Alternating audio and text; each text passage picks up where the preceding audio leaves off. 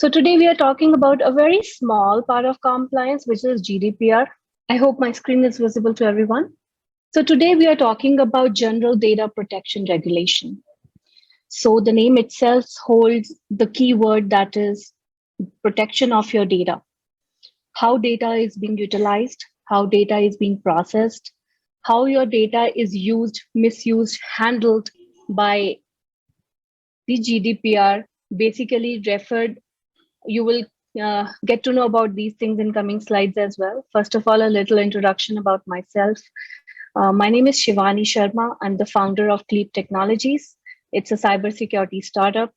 So today we will be discussing about what is GDPR, what is the purpose, what GDPR protects, what are the various principles, and who is it for, what happens when there is non-compliance by different organizations, and what are the best practices by organization that they can do for maintaining the GDPR compliance. So now the basic, what is GDPR? It is a data protection law enforcement directive.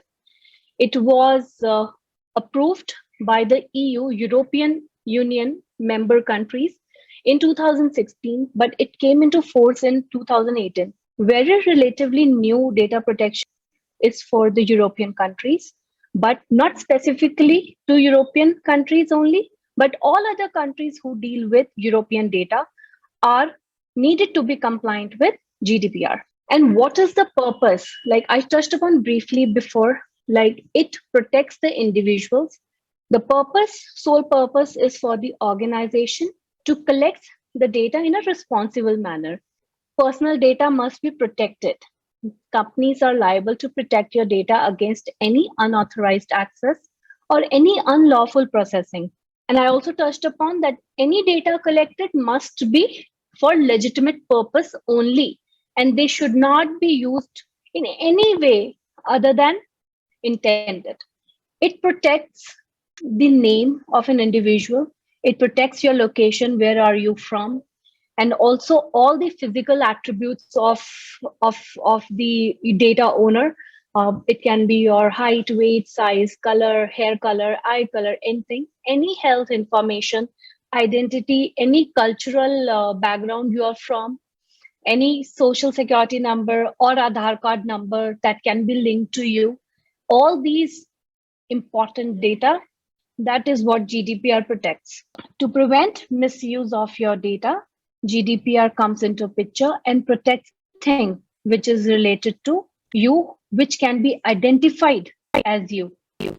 So to reiterate, any identification number that you have, any online IP addresses, any location data, your name, any physical attributes that can be related to you, any health information, or any socio-cultural or economic identity. So all these things of a person, of the data owner, that means you become the data owner, are protected under the GDPR Act.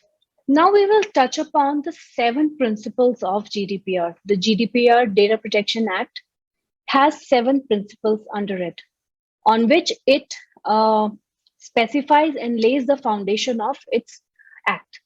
First of all, lawfulness, fairness, and transparency. They also have a purposeful limitation of the data. All the data that has to be collected should be in a minimal format. The data must be accurate. Accurate in the sense it should have integrity. In that sense, we jeopardize the integrity of the data. We jeopardize how the data is being used. Plus comes the confidentiality. And then there are always storage limitation, because they have to have backup of your data 2-3 times in a different places, because sometimes if breach happens, or if sometimes data is lost, how do they recover? So they have to maintain multiple copies of backups of data, and that's why there is storage limitation. Organizations collecting your data becomes inherently accountable for your data, so that they do not misuse, they do not share with unlawfully with other organizations for own personal interests. So this is the 7 principles of GDPR. So let's move to our next section, GDPR compliance and who is it for. So I touched upon this by answering the question of Sam, where any organization that collects your personal data is a citizen of EU member states or any European data residing anywhere in the country, or if you're dealing with any transaction related to any European member countries as well, you should be compliant with GDPR.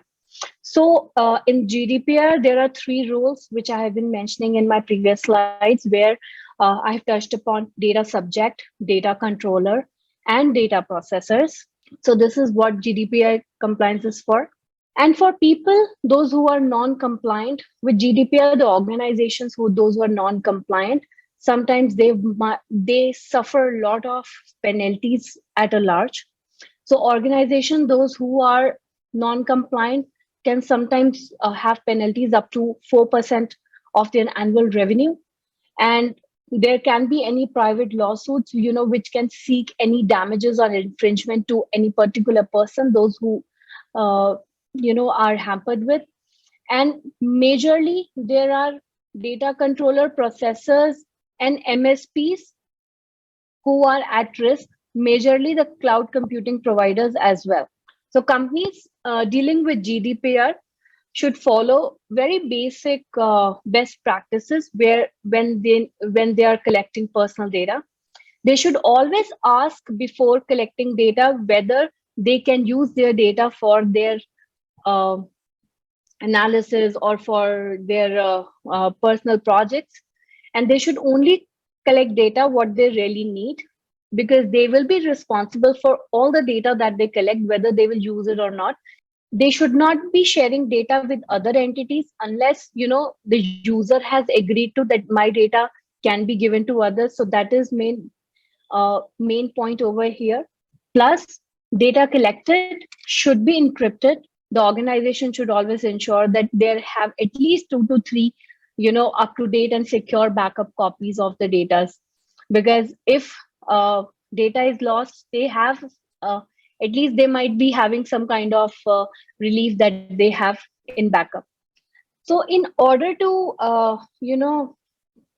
if I accumulate everything, and in order to understand like how they maintain this and how they take care of these GDPR laws and regulations in their organizations.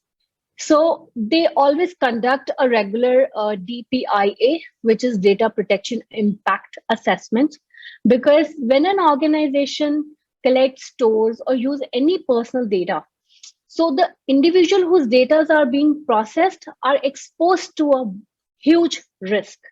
And these risks can range from personal data being stolen, or used by criminals, or identity theft, or any other unlawful activity I can think of right now. So this process is designed to identify any kind of risk that can arise out of processing personal information, and how to minimize these risks at far and as early as possible. And conducting these assessments also improve awareness in the organization. Plus, it gives you a brand value associated with it, like your organization is GDPR compliant.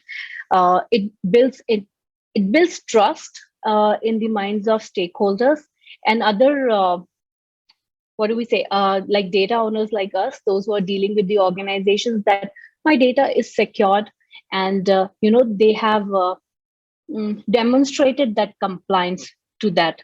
And it is always recommended that we have it in the early stages, because that is when we would understand the complete security posture of the organization. So this was me on the GDPR. We all like the session. All right. Thank you. Thank you, everyone. Have a great day ahead. Bye-bye.